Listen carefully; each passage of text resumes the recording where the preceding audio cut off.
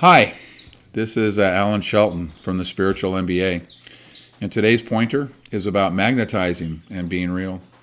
What a pointer is a spiritual device used to point you and I and all of us away from the mental construction that we have been conditioned to believe that we are, and we have probably lived as an assumption for the majority of our life, and to give us a chance to stand in being and consciousness all by itself.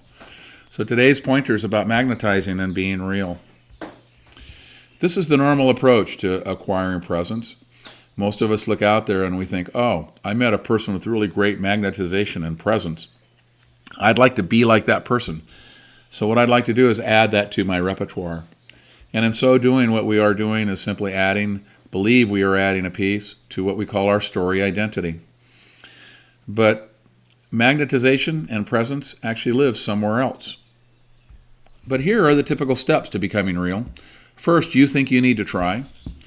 And because you believe you think you author your own journey, that trying is going to be to add that attribute. But that trying is just your story. It's part of your story identity. And the story version or the story identity of you covers the real you. So what is magnetizing and how does it happen? Magnetizing an emergence of the real you, that happens when your story identity gets out of the way. It's what lives below the story identity. And you are but a conduit for what lives below.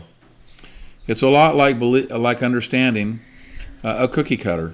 The cookie dough comes out and the cookie cutter simply makes it into a shape. But the broadcasting of the cookie and the lusciousness of it don't come from the cutting it into shape, but rather from the essence of the cookie dough itself. Much like that, your presence, your consciousness, your authentic rooting is what will broadcast itself through you, and you are simply a conduit.